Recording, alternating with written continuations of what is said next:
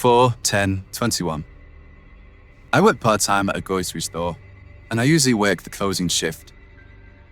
About 30 minutes to close, a lady comes to my register. She's polite, friendly, and seemed very normal. She pays for her groceries. I hand her the receipts. She leaves. Seemed normal to me. About 10 minutes after we close, I'm headed out to my bike. She stopped before me. I leave the store, claiming that she had left her phone inside and that she needed to get it. She hadn't left her phone. It would have been at my register, and I had thoroughly cleaned it, as well as its surrounding area before I clocked out.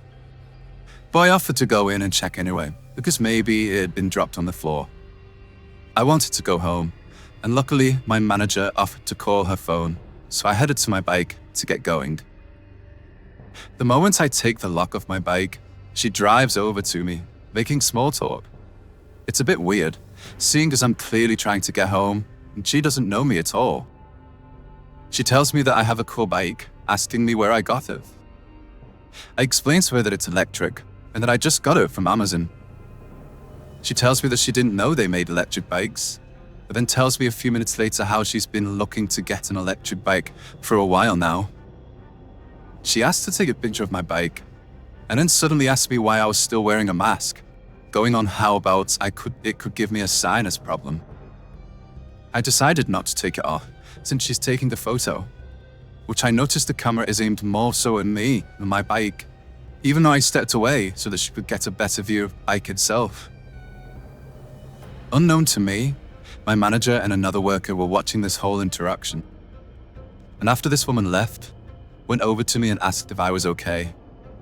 I didn't really think much of it, telling them that it was fine and that all she wanted to know about was my bike. I headed home, but on my way, I thought a bit more about the interaction. She came back to the store claiming to have lost her phone, but had it on her the whole time. She took a picture with it. She kept repeating my name in our conversation as often as she could, almost like she was trying to memorize it.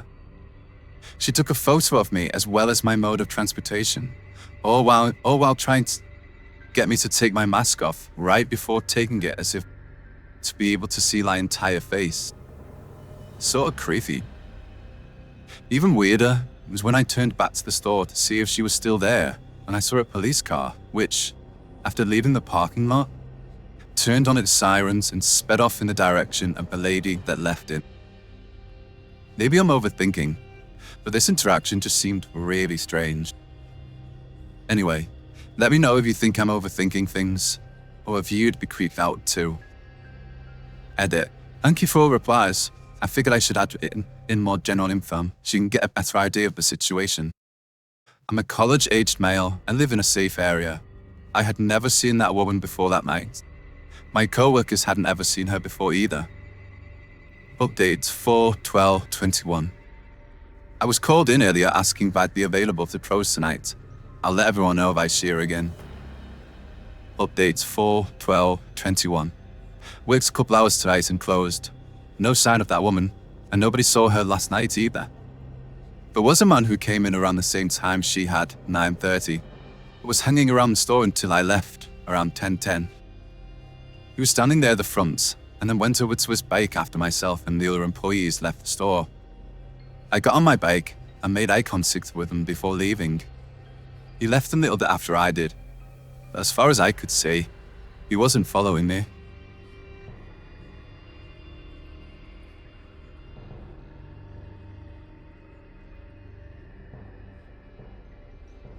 Many years ago, my best friend and I rented our first place together. It was completely furnished, including dishes, sheets, etc., which worked for us since we didn't have any furniture. And all the ladies showed us the home, but she said her son was the owner, and he lived a few hours away by the coast. It was a 3-bedroom, but she said 1 bedroom was used for storage, so it stayed locked. Since we only needed 2 bedrooms, that was fine. It was still a little unsettling, wondering what was in the locked room. Also, it was like the previous owners had just picked up and left. There were still items in the nightstands. There was even a stack of Playboy and Penthouse magazines in my closet. Our home seemed to be built on a slab. The kitchen had a small step up, and it was a wooden floor which was prone to creaking when you walked from it. On occasion, I felt I heard footsteps walking across it when I was the only one home, but I just dismissed it because I didn't want to freak out myself or my roommate. One night, we had a group of friends over, and one of them, Dee, started prompting us to hush. We all got quiet, and you could distinctly hear what sounded like footsteps walking across the kitchen floor. And Dee proclaimed, "It sounds like footsteps walking across your kitchen." My best friend and I both exclaimed, "You hear it too?" We then realized we had both heard it, but didn't want to mention it to the other. So that was eye-opening to have it confirmed. The next creepy thing happened one night as I was about to go to bed. My boyfriend at the time worked a second shift, so he would occasionally drop by on his way home from work. I usually knew when he was coming, and I wasn't expecting him. I clearly heard the doorbell ring. The home was an older home, probably built in the late 40s, and it had one of those old, really loud buzzer-style doorbells. Would definitely not mistake the sound for anything else. Of course, I thought it was him, so I immediately go to the door. But no one was there, and there were no car lights leaving. The street was straight, going in both directions for a ways, so I would have definitely seen a car leaving. There was no question in my mind that the doorbell had rung, so the hair was now standing up on the back of my neck. There's nothing worse than feeling alone in that situation, so I went to wake up my roommate. But no matter what I did, how hard I shook her, or how loud I called her name, she would not wake up. She had never been difficult to wake up, so this freaked me out even more. After trying to wake her for at least 15 minutes, I just had to go back to my bed, hold the covers over my head like a child, and try to fall asleep. I talked to my boyfriend, and he said he had not dropped by, so that was unnerving to say the least. Our last experience was definitely the strangest. In the hallway, there were 3 heavy objects attached to the wall that were like antique farm or outdoor equipment. I can't quite remember what 2 of them were, but they were all really heavy and made of wood. And the one I remember was like a rake, but completely made of wood. Again, they were heavy. One day, I was in the shower, and I heard a loud noise. The next thing I know, my roommate has come in and is beyond freaked out. She tells me I have to hurry out to see what the noise was, so I quickly get out to see that all 3 of us heavy items had all fallen on the floor at the same time. There was no reasonable explanation for it to have happened. We were in a lease, so we couldn't just move out, but shortly thereafter, the owner decided he was going to put the home on the market. He ended up being a huge pain. Though we'd never met him, he came to the house, and just my roommate was home. Being young and naive, she felt obliged to let him in, although he had clearly been drinking. It left her very uncomfortable, and then he showed up at my work. Soon after, he sued us saying we'd ruined the carpet. We would only lived there for about 6 months, and the carpet was the same as when we moved in. We had to hire a lawyer, and we won the case. The whole thing was bizarre. I didn't mention yet that there was a small addition on the back of the house. It was also on a concrete slab, right off of the step up the kitchen. And made me wonder if he had added it there, and if there was an ulterior reason why. The whole situation was creepy, including the landlord. And it made me wonder if he, or something he had done, caused the activity in the house.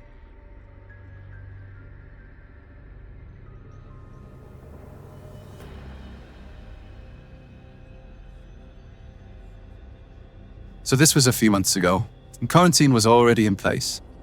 So I spent a lot of time at home and around home than usual. There's a park very close to my house, so one day, I decided to go for a little jog. I ran from my house into the park, and since I don't have a lot of cardio, I decided to take a little break. I noticed that a guy was locking my way. I didn't think anything of it, until I started jogging again, and he started walking at the same time. Since I was jogging, I eventually lost him, so I thought it was over. Boy, was I wrong. It's now many hours later, and I'm sleeping. And through the window, I notice car lights coming back and forth on my street. The window in my room gives me a view of Now, some may think it's normal. I live in a very quiet neighborhood, so I wanted to see what was going on. As I thought, there was a car that was traveling back and forth on my street. Then, the car stops right in front of my house, and the same guy comes out the passenger seat, which means there is at least one other person with him. Until that point, I was still half awake, but the sight of that same guy looking up to my window, seeing me and smiling, woke me the fuck up real quick. I immediately closed the blinds, which were a tiny bit see-through by the way, climbed in my bed, phone in hand. After a few minutes, I fell asleep, only to be woken up by light tapping on my window. Remember when I said that my blinds are see-through? Well, I could make out the silhouette of a man, probably the same guy since there were still car lights on the streets, and he was crouched at my window, tapping from outside. The first thing that came to my mind is not to move and try to pretend that I'm still asleep, not knowing if he could see inside my room or not. And then I remembered that my room is on the second floor. How the hell did he climb onto the little roof area outside my window? Absolutely no idea. I know that going down is not easy. I slowly pulled the covers over my head and called the police, whispering and telling them the guy was still tapping. They told me to slowly get out of reach of the window in case he breaks in or something, and that they would be there in about 5 minutes. I crawled out of bed and into the bathroom, where I could see the street behind my house, and waited. After a couple minutes, I heard the knocking stop, then silence, and then a big thump. Then more silence, and a knocking at my door downstairs. I was still on the phone with the operator when I heard someone call out that it was the police and the guy was gone. I told the operator the police had arrived, and they told me, wait. There was silence, and she said the police was not yet arrived, and to not open the door under any circumstances. Soon enough, she tells me police is now there, and that I can go open the door. I go check outside of my bedroom window, out of paranoia, and there were in fact 3 police cars and about 5 or 6 officers outside my house. I go downstairs as one of them is knocking, and I open the door, thank the operator, and hang up. I tell them the whole thing, and they tell me that the guy was already gone when they arrive, that there was no one there anymore. In the next few days, I saw officers on my streets. I never got news from the guys. The only thing they found was a rope and a small knife. The fingerprints, no guy, no car, nothing.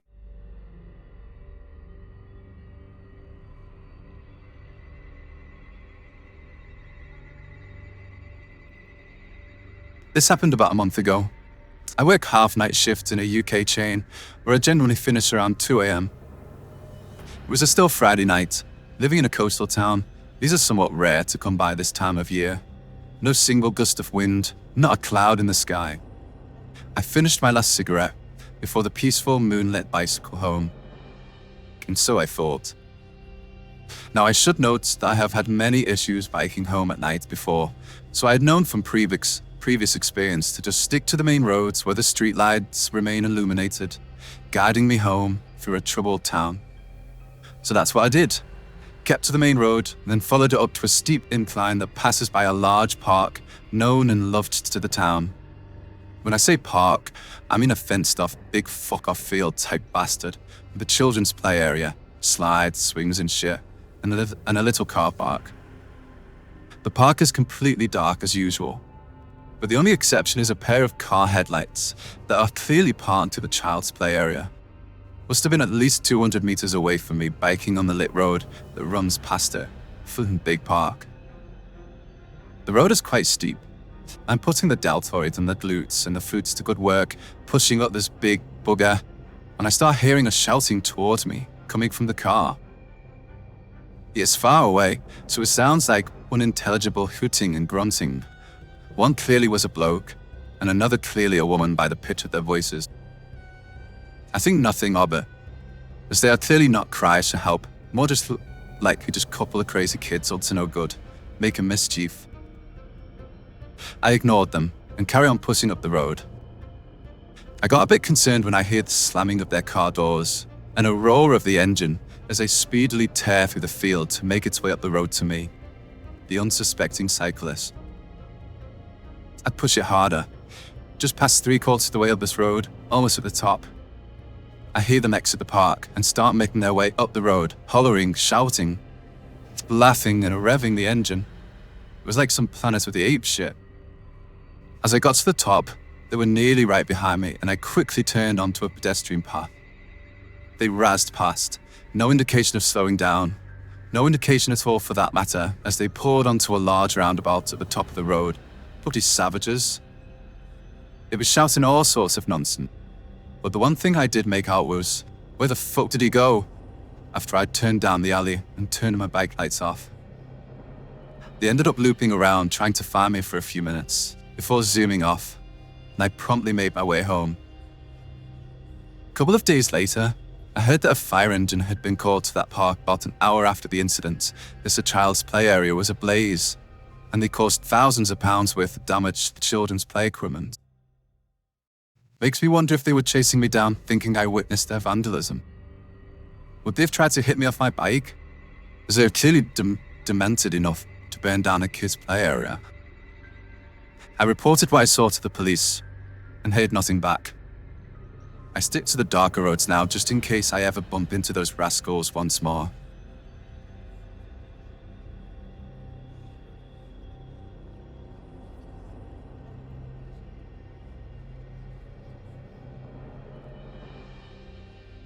This was several years ago now when I was in college, and I was headed back to my apartment late one night after being out with friends.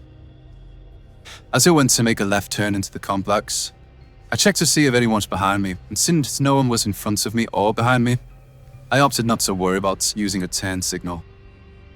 I parked outside the building, and as I was crossing the street to get to my apartment, a car was driving towards me. I wondered where it had come from, since I was sure no one was near me. But I was only 18, very sheltered and naive. And instead of being cautious or fearful, I instead wanted to be helpful. The car stopped approximately 16 feet or so away from me, as I was right in the middle of the street. And a man got out and asked, "Do you live here?" I thought maybe he needed directions, and I told him that yes, I did live here. As he asked about this, he was walking towards me. And as soon as I answered, he lunged at me, grabbed a handful of my hair in his right hand, and grabbed my throat with his left hand, sort of dragging me to his car as he growled that he ought to cut my fucking neck. To say I was in shock was an understatement. His car was running with the door open, and it wasn't until I was at his car door before my brain literally used my name and said, "Caitlin, scream!" Once I finally started screaming, he pushed me away while he jumped in his car and took off, and I ran to my apartment. I was shaking so badly, I could barely get the key in the lock.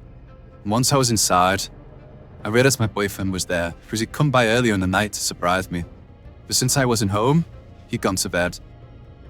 Of course, I was still freaking out. Instead of him being concerned, he acted like an ass because he was upset I was coming in so late, so I didn't even call the police. Once I told my mom the next day, she insisted I call them, but of course, nothing ever came of it. I often wondered what the guy thought I did, but I deserved to have my fucking neck cut. I'm sure it wasn't because I didn't see a turn signal, so I even wonder where he came from. I never wanted to meet him again. I always hoped no one else did either.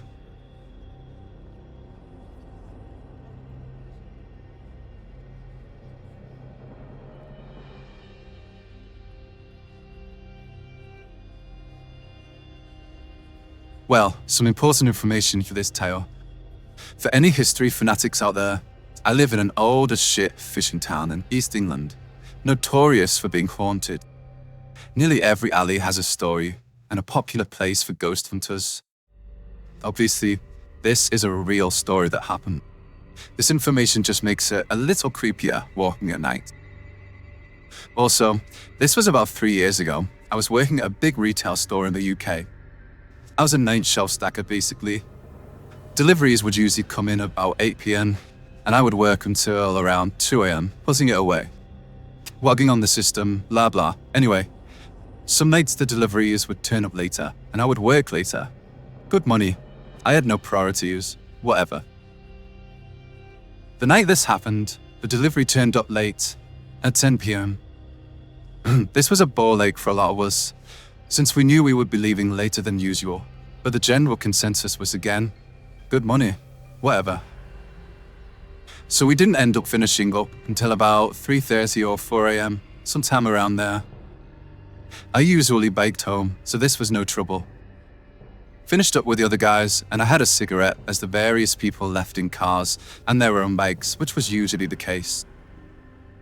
I then proceeded to hop on my bike and start on the journey home. I got maybe 20 feet before I realized my tire was flat. Great. I thought what should be a 10-minute bike ride would now turn into a 30-minute walk in pitch black street. The streetlights turn off at midnight here, except for main roads.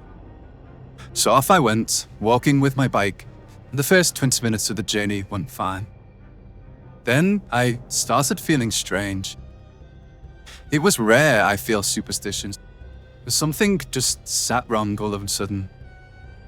I was walking on a main road, lights on, and went past the town's college.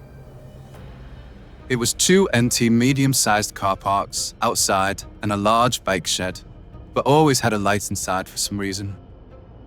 My home was literally around the corner from the college, so I tried to shrug off the feeling as I was almost home, but it was definitely more checks over the shoulder. I strolled past, bike in hand, when I heard something weird. Whistling. It was slow, and it made the hairs on the back of my neck stand.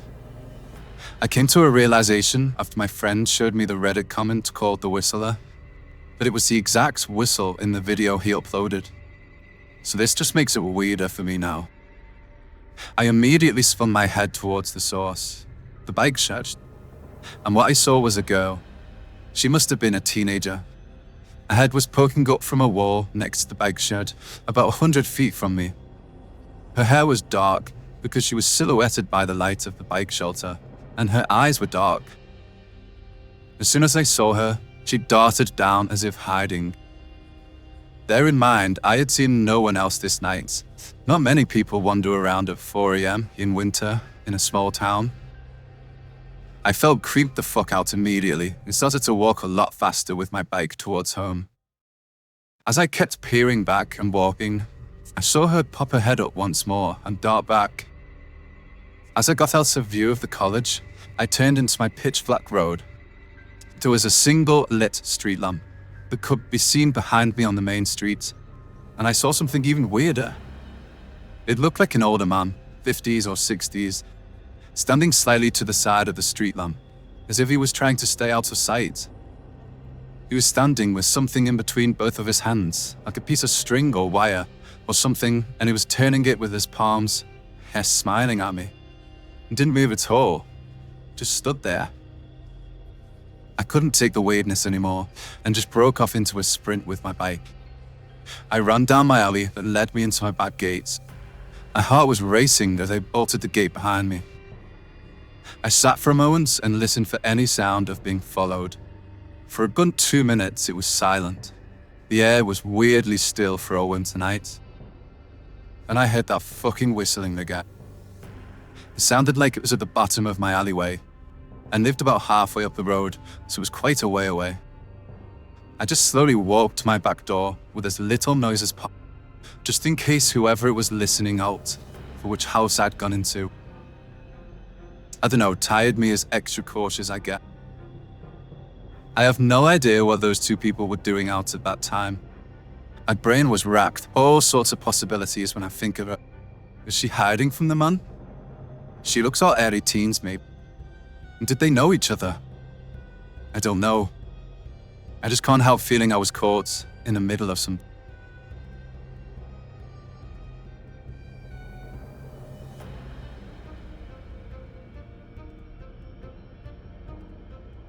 When I was around 9 years old, my friend, an immediate neighbor, and I were playing basketball in my front yard when I noticed a small, whitish-grey car parked across the street, in such position that its windshield was facing our house.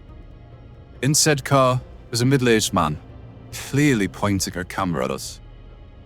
I stared for a while and squinted. I was trying to see if he was actually photographing us, or maybe just reviewing photos of the camera while holding it oddly. After watching for a while, It was obvious that he was pressing the clicker, photographing us. My friend and I immediately went inside, decided, for some reason, not to tell my mother, and went up to my room. Anywhere from half an hour to an hour later, my mum asked my friend and I if we could deliver a box of cookies to my other neighbour. We agreed, and, as for me at least, I'd forgotten entirely about the prior incident. I guess because I was 9 and I was having fun with my friend. We walked up the stairs to the woman's house with the cookies and rang the doorbell, but she wasn't home. When we turned around, there was the man in his car. He had parked on the curb right at the entrance of the stairway leading up to the woman's house, so that we couldn't walk down the stairs and up the sidewalk without coming in direct contact with his car. I still remember the absolute feeling of panic that filled me, and we immediately began banging on the woman's door and frantically ringing the doorbell, to no avail. The man rolled down his passenger window side of the window and began talking to us. "Clara, my friend, it's me, hurry." I looked at my friend and could tell that she didn't really recognize him, but the fact that he was claiming to be somebody she knew, talking to us and not immediately pursuing us, made me calm down a little. He proceeded to say that he had lived in the house across the street from her and had a daughter her age that she used to play with when she was a baby. Interesting enough, Clara said that there was, in fact, a family who lived there who had a young girl she played with, so that checked out. She said that she couldn't recognize the man, though given the fact that she was 5 when they moved and 3 when they used to have contact, it's not likely that she would have recognized him, even if he was who he said. He proceeded to say that he was photographing us to show his daughter, who missed her, and said he was going to record us. He took out the camera and began recording us in a very interview-like fashion, saying, "Hi, what's your name? What do you like to do for fun?" I know for a fact that I told him where I lived in this interaction.